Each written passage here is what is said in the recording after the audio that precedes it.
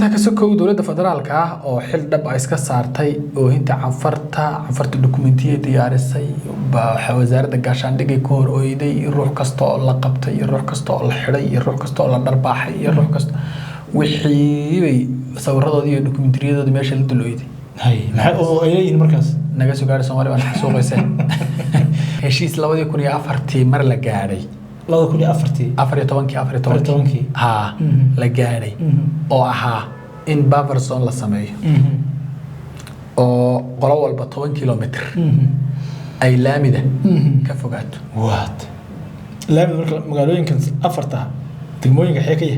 laamida intooda badan laamida ku yaalaan magaalooyinkan marka laamida in ay xagga shaqo walba dhankeeda oo 10 kilomitir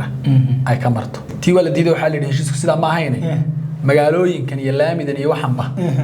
in dib looga ruqaansado way qolada Soomaalida marka wax yar bay hore u ruqaansan 10 kilomitir baa la yiri moogta meelaha qaar iyo hore u yarsaqi hada cadayto hada ان ماشي عنده فوق كلو كرتشوغا Soomaalidu 8 kilomitir laamida markii loo Soomaalida horba meelaha qaar ay ruqaasan kartaa meelaha qaaraha oo yar durki afartu laakiin meel walba dib u booy Soomaalidu markii heshiiskan bataatanba hadda guul bay ka joogtaa been iyo warwey been iyo war ninka dagaalka ku guul sareeyay wada hadalkana ku guul sareeyay wuxuu ku soo gabagabay horta canfarta qasban oo dagaal heshiiska canfarta rabta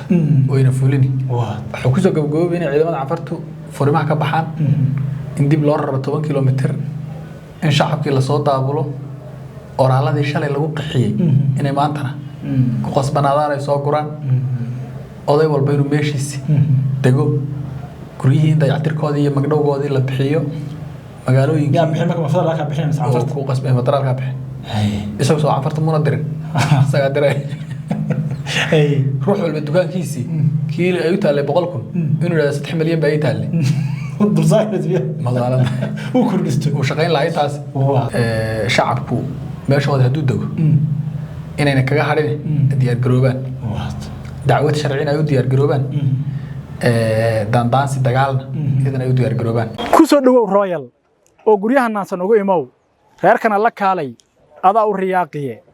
waraas qabow Royal reer lagu dhaqo ruuxdu ay ku dagi ruun hooyada iyo raaxa gabadhaada riyadoodi weeyaan halka lagu hodmee hoy laga helaa iyadoo heer sareyso ragna soo hanaashay waa Royal shirkadda dhismaha ee Royal Modern Homes waxa ay dabaqyo mataanaha Twin Towers ka dhisaysaa xaafadda Parklands ee magaalada Nairobi guryahan waxay leeyihiin qolal waasac ah garoon weyn oo carruurtu ay ku ciyaarto masaajidkii gymkii supermarketkii goobtii dabaasha dugsiyadii quraanka iyo madarsadii baakinada gawaarida waxa sidoo kale guryaha Royal ku xeeran xarumihii waxbarashada iyo caafimaadka waxa cajiib ah in qofkii guri gadanaya aysan jirin percentage ama qiimo gaar ah oo lagu xirayo balse uu iska bixinayo wixii uu awoodo waxay faafahintaas dheer kala xiriir nambarada hashada ka muuqda assalaamu calaykum waraxmatullaahi wabarakaatuh kula wanaagsan daawadayaal ku soo dhawaada barnaamijkan oo si toos ah uga daawanaysaan Karabada TV iyo waliba Raadsan TV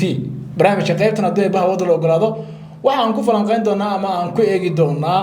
maalmihii la soo dhaafay magaalada Addis Ababa ee xarunta dalka Itoobiya waxa uu wada hadal uga socday Soomaalida iyo canfarta oo muddo 6 sano ah ku dagaalamay galbeedka gobolka City kadib markii canfartu ay aad u gardarootay dhulka Soomaalida isla markaana ay doonayeen inay gardarro ku qaataan dhul ay Soomaalidu leedahay muddooyinkii la soo dhaafayna dagaaladii dhacay dadka deegaanka iyo waliba ciidanka deegaanka ayaa ku gacan sareeyay waxaana canfarta laga qabsaday fadhiisimo waaweyn oo markii hore ay ka difaaci jireen magaalooyinkii hore loogu wareejiyay ee Cundhufo Cadaytu iyo waliba Garbaciise iyo waliba tuulooyinka hoos yimaada haddaba waxaan eegi doonaa wada hadaladii Addis Ababa ka socday halka ay marayaan dad baa ka hadlay waxaan sidii soo gudbinaynaa anagu xogta saxda ah ama dhabta ah ee shirka iyo waxyaabihii looga wada hadlay iyo halka uu wax marayo waxyaabaha la isku afgartay iyo kuwa la isku hayo iyo waxa ugu dambeyntii ay noqon doonto ama lagu heshiin karo saaxiibka Cabdiraxmaan Afakaad ay dhinaca fadhiyo oo xogta oo faahfaahsanaya aniguna waxaan nahay Barayl Kacsa saaxiib bayar soo dhawaada Cabdiraxmaan soo dhawaada wandhawahay waata in badan dadka waxaan uga warramaynaa dagaalka galbeedka City ka socday maalmihii la soo dhaafay Addis Ababa waxa ka socday wada hadal udhexeeya Soomaalida iyo Anfarta oo dowladda federaalka dabcan ay iyadu wada hadalsiinaysay bal wada hadaladan sidee ku bilowdeen halkees wax maraya horta Itoobiya waa saqajaan markay Soomaalida ku yar foorartana way kugu daawan waliba shacabkaaga wax ka raray shacabka barakicintiisa waxbay ka raray uraaladeeda guri oo daldalay markii la warkaado in dhar runa watana waxa weeyaan maxaad ogoshaa lagu dhixi in baa waxaagi lagu siin ama waxaad qaadan kartay ama waxaad haysato yaa lagu sharciyay waa bahal aad u saqajaan bahasho waxaa jirtay in wadankan ka daata galbeedka city la isku soo jiitamayay kolba meel kolba wax kol cafar lagu wareejiyay kol deegaanka Soomaalidu haystay kol dhaxda loogu dhufto kolba meel baa la sameeyay kolkii dambe Itoobiya ay cafar danteeda ka dhaxarkaysay waxay go'aansatay Itoobiya in dhammaan shacabka la xaaqo oo go'aan cafareed ah oo dad anagu mar rabnee noo mar hoggaansamayaan oo kuwan Soomaalida ayee dadkana naga rara dhulkana noo soo reeb cafartu ma tira badna aad u tira yartay dhulkii mayna degin magaalooyinkii mayna degin Sooma ahayn dhulkii waa laga barakiciyay hal ruux uma deganay inay degto mayna degin gurihiin albaabiya daaqadiin ka fufujisatay dukaamadii wixii yaalayna way boobtay dadkii wixii kici waayna way gowracday gurihii sidoodii bay u haawanayeen oo cid degan ma jiro ciidanka Itoobiya korka uu ka daawanay wadadana waa la isticmaalay wadaan hal magaalo oo biyo laga cabalahayn magaaridu mariyay wadada laamida inta markii laga yimaado ciidanka dawladda deegaanka Soomaalidu oo mudooyinkii dambaba calsaraha laga haystay waxa weeyaan wahabkii sicirkii bilaahi ka dulqaaday in dhar runa ya cafartii tusay qababa wax oo dhowrtii magaalada waa la kor istaagay halka markay marayso nin buka boqol u talisay baa la yiri boqol qolo dhax gashay wada hadal baa hada dara meel toddobaadkii hore Nairobi uga socday oo dad aan waxan ehelna u ahayn shaqana ku lahayn iska dhaxordeen qoliyo macad leh oo wadankaas aan aqoon u lahayn inay magac ahaan maqlaan in looga sheekeeyo weyn ilmeesh hadii laga sheekeeyo halkeeda ma gaari kartid looga sheekeeyo mooyaane aan meesha weligood tagin aqoon u lahayn siyaasadda iyo xasna ku jirin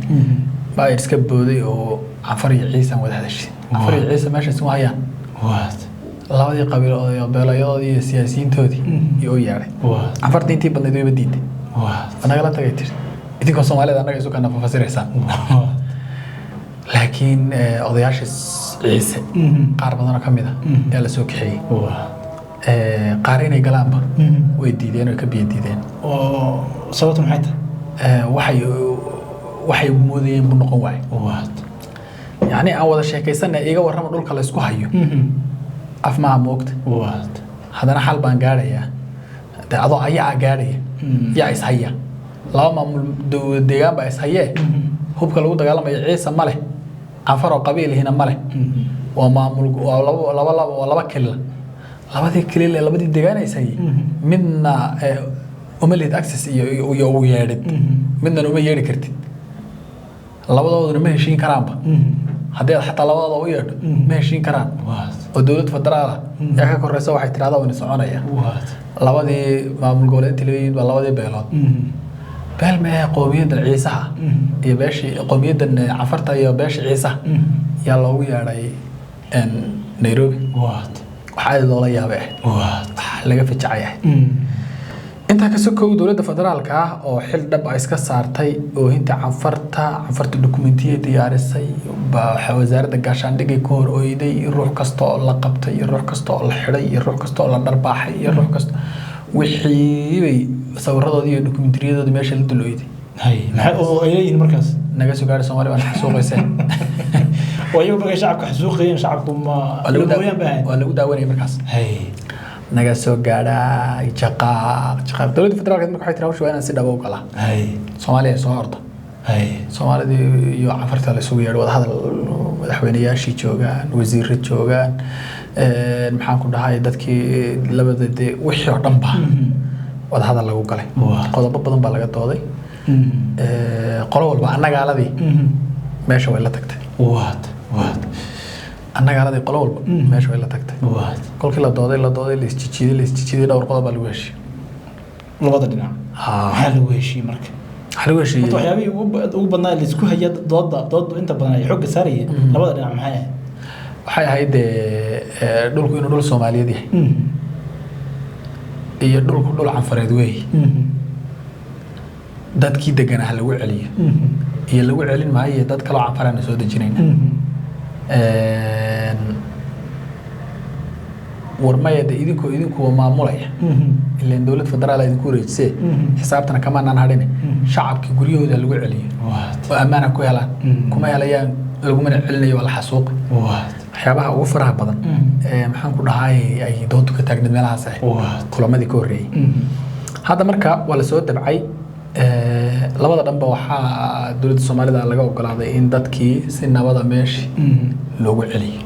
marka qodobada lagu heshiimay وإن دتك الصومالي ده هاي هروي يصير بركة عنفرت بركة عياشي عنفرت سوق عسل اللي عليه وات عنفرت روح يتري بركة عيال بقى أنا جنا هي سنة يلا نويل عليه وحياك بركة وماشي دمالوي كعديتي عنده فيه قرب عيسى كبركة هاي هو اللي بدأ الجنابي ليه هاي صومالي ده مجلس تمرك إنك هو الجناب ما يعيد بقى الجناب عنفرت ده الشعب كمان الجناب شعب كمان الجناب وات صومالي مركو يدي دعوة يتري عيد بقى الجناب ciidanka hadii aaga laga saareen waa sideed hadii kalena ciidan barakacayaal ma noqdo ciidan barakace ma aha hadda uu deganaa uu haystay qodobkaas Canfarta la iskuma fahmin qodobada dib loo dhigay oo kamid aha oo inay labada madaxweyne iska sii arkaan loogu dhigay dib oo iyagu maanta dib u kulansan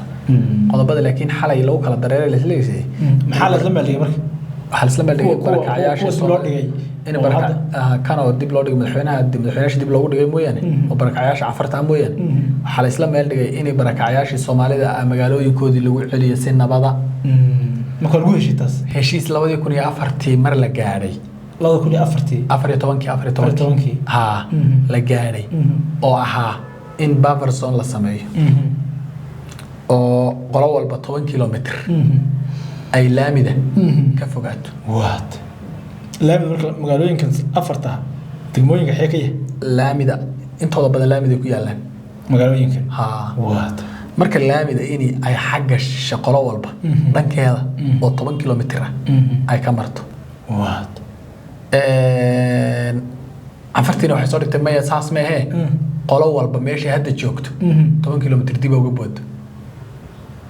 meel hadda ma la joogaa oo maxaan ku dhahay madaxriyaad iyo mala jooga qolo walba barta 10 kilometer dib uga ruqaasato yaa faa'iido jooga markaas ma markaa halka la joogo qolkaas dib 10 kilometer u galato yaa faa'iido jooga marka hadee qoladan xoori iyo bartay ragga ku soo go'ayaan bay dib ugu noqon oo saldhigyadii waaweynaa bay ka noqon Soomaalidu waasaas qoladan magaalooyinkii bay dib ugu soo noqon iyo cadeytu iyo wixii marka Canfarta markaas joogta faa'iido Canfarta faa'iido joogaysa markaa tii wala diiday waxa la yidhi heshiisku sida ma ahayn magaalooyinkan iyo laamidan iyo waxanba inay dib looga ruqaansado way qolada Soomaalida marka wax yar bay hore u ruqaansan 10 kilometer baa la yidhi moogta meelaha qaar iyo hore u yarsaqi hadda cadeyto hadda en ماشي عنده فوق كله كرتشو جاب سوالد 6 كيلومتر laamida markii loo Soomaalida horba meelaha qaar ay ruqaasan kartaa meelaha qaaraha oo yar durki Canfarta laakiin meel walba dib u booy meel walba dib u lebday 2 kilometer shacabkiina si nabad ku dagayaan ciidan federaal boolis federaalina meesha uu maamulaya oo joogaya magaalooyinkii marka ciidan federaal maamul halkaas la isla maraya taako kila tagana ee shacabku dagana shacabada Soomaaliyoobay oo cuqdadoobay oo silcay kolku meeshiisii ku noqdo awood iyo dagaal buu ku tagay leen bariya kuma tagin awood iyo dagaal uu ku tagay inay kolka dambe la qabtaa fududba oo kolka dambe isagaaba is xoreynba dagaalku isagoo ka dhex bilaabay ciidanku uu soo gurmay intaas marka yaa hadda la isla gaadhay halkaas la jooga Soomaalidu markay heshiiskan bataatanba hadda guul bay ka joogtaa dad baa arkay u dhigay in xagga dagaalka Soomaalida ay guul gaadhay furimaha dagaalka laakiin wada hadalkan loo gacan sareeyo maxaa ka jira arintaas been iyo warwey been iyo war ninka dagaalka ku guul sareeyo umba wada hadalkan ku guul sareeyo waa qaacida sax inta badan uu badiidi karaa wax kastaba maadaama uu guul joogo marka Soomaalidu hadday heleen in shacabka si nabad lagu geeyo magaalooyinkoodii in magaalooyinkoodii cafarti laga saaro in maxaan ku dhahay 10 kilomitir ay cafari dib uga durugto wadadii laamiga ay rabtay inayna Soomaali u soo dhawaanin in maxaan ku dhahay Soomaalidu intaaba meeyna haynin dhul buffer zone oo ka caagan labada maamulba oo shacab Soomaali ku nool yihiin oo nabad ah la helo wixii kale ee intaaba meeyna haynin kalena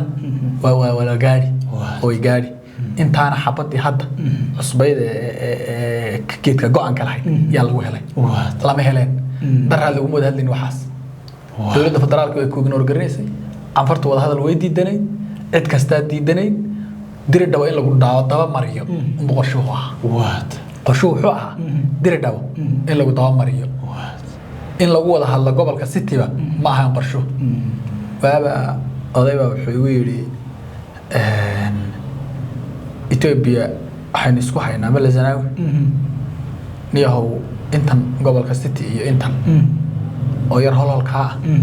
oo ilaa wadada saylac ku banaana nasiya wadanka kalena mirza oo dhan mar Soomaaliya nasiya oo wana laf inta ka tanazul wadanka kalena qaata oo idin madax banayn oo meesha doontaan la laga yaabaa inay runahay laakiin waa qaacido Ethiopia ay doonayso Ethiopia xisaab waxay isugu qabsan laayiin meel kasta kurka inay kala baxda la rabto Soomaaliya kada taagan in marka bagdhan uu isu yar wada mariyo si meel uu looga neefsado ileen ruux haduu sankan ka taagan yahay haduu sankan ka meel uu neefsan mayso Soomaaliya marka la kadbay noqotay qorshaha la rabay marka wuxuu wadada laamid ah ee barta iyo u baxda inkastoo ay Soomaaliya si tagta hadana barta ay baashi u tagta inay aynan Soomaali maxaan ku dhahay dhex deganaanin wadadan kale diridhabo ka baxda ee xaggan martana inaan iyadana Soomaali dhex deganaanin intaas oo wado inay saylac iyo badii ah iyo meesha u dhaxaysa wixigeena deegaan Soomaali maamusho iyadana uuna noqon ama dhul Soomaali maamusho uuna noqonin sida mooyaalaba loo soo riixay ee mooyaala Kenya iyo maxaan ku dhahay mooyaaladeeni mooyaal Oromiya loo dhaxgaliyay tabtaasi qorshahay rabtay buu ahaa hada magaalo mooyaaladeena leeg oo dawladda deegaanka Oromiya yaa jirta oo mooyaala garab ah oo maxaan ku dhahay lagu boos riixay oo Oromo ay leedahay dhulkaas oo dhan laakiin iska soo noqon waxaas oo dhan uu soo noqon waata hadda wada hadalay waxa la yiri sanadkii hebel baa la yiri sanad 100 aan moogta sanadka waa kii Soomaalida soo socotaan arkayo sanadkii Soomaalida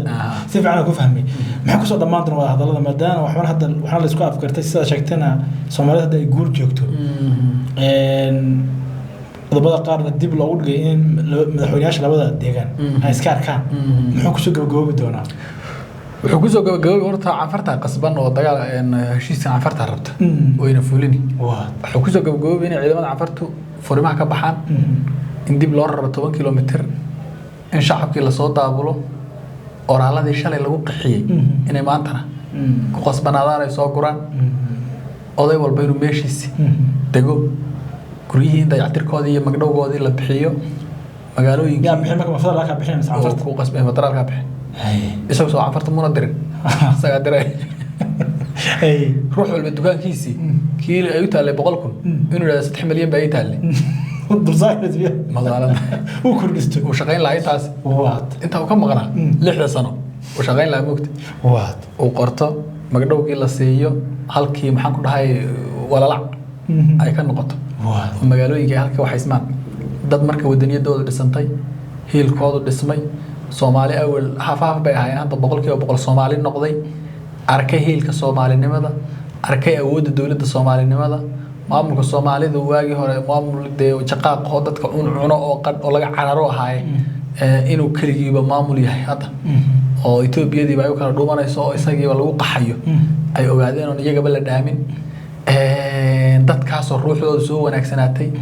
dadkaas oo cadaawada canfarta arkay iyo dadkoodii lagu horgowracay dadkoodii lagu hor xasuuqay wiilka hadda madiga ah dhashay iyo maxaan ku dhahay ka warku harka ah maanta qoriqaadka ku dhow inay yani u diyaar garoobaan say dhulkoodii oo waxay ismi lahaayeen dhulkan oo sheeka reeb noqday oo dib dambe aan loogu murmi doonin mar haddii dadka shacabka Soomaalida hadda la dejiyo dib dambe aan loogu murmi doonin intaas faa'iido marka Soomaalida ku qabtaa hal la dejiyo dagaalna ma dhamaaneen waa la soo yarnasanayaa marka hadii xataa hadda la heshiyo heshiis hawsha ugu dhameeyo heshiis la dhahay ma jiro anfar waa la shiri qodobada lagu heshiin kuwa kala jabi kuwa kala waxay ismi heshiis dhameystiran horta kama dhaco Ethiopia iyo South Africa wax heshiis hadda la dhaho heshiis oo maanta intaas uu iska weeyaa la dhaama jirto intan markii hadda la fuliyo la sameeyo 10 faltaxood oo kala furmi 10 meelood oo kale iska bedeli qolo walba diyaar garow bay ku jirtaa dagaalkan bal isugu yarnasanayaa calsaaraha iga heshay ima dhanne ee aan isu diyaar garino bal isleeyahay heshiisku ma aha heshiis dhammaystiray dagaalkii Soomaalida marka maxaa la gudboon hadiiba hadda furimaha ay guul joogeen heshiisyadu waxay kala yihiin wada hadalkan ay guul joogaan maxaa la gudboon halkaas waxa way markii la joogo hadda Soomaalida waxaa la gudboon inay intaas shacabku meeshooda haduu dago inayna kaga hadhin diyaar garoobaan dacwad sharciina ay u diyaar garoobaan dandaansi dagaalna idana ay u diyaar garoobaan labadaaba ay isku garab wadaan kabtan bisana ma aha meel badan oo kale inay ka furaan wixii waayo jinacsani baa maqan waxaa maqan baabili baa maqan waxaa maqan minaa maqan waxaa maqan mooyaala maqan dhul fara badan baa maqan tulguuleed korkeeda kale aw degmadii Gursumahayda oo dhan way maqan tahay dhulkaas ma aragtay inay dood laga wada furo oo intii leena sii eriyay halka leena gaarsiiyay soo noqodkeenu waa inuu balacdo ayna dadka dulminina xuduudaheeni aan ku soo noqonaa diri dhawaa maqan sida lagu qaaday iyadana adeerkiisa loo nooga sheekeynayay suugaantii Soomaalida xilligii Khadar Macalin madaxweynaha ah dhulkii ku jiray heesii waxa lagu sameeyay cusboonaysiin baa lagu sameeyay dhulkii waa la bedelay jinacsani meeshii ahayd jigjiga lagu bedelay diri dhaw meeshii ahayd daawa lagu bedelay diri dhabiya herariya balshini la daawad meeshii ahayd daawa iyo erar iyo baa la yiri herarti xataa laga tagay daawa iyo erar iyo baa la yiri dibba waxa la inoo soo raray intaas oo kilomitir marka dir dhaw kabti la joogayna daawa la nageeyay oo 1 kilomitir halka ka jirta herar meeshii ahaydna erar baa la nageeyay jinacsanina jigjiga la nageeyay marka dhulkii lagu heesi jiro dhan inaan afku ka baqinay maanta loogu heeso aadiye oo kii lagu gob jiray lagu gobiyo oo dhulkii inaga lahayn dadka deganna waa inagii uuna ayna ka noqonin marti intaasana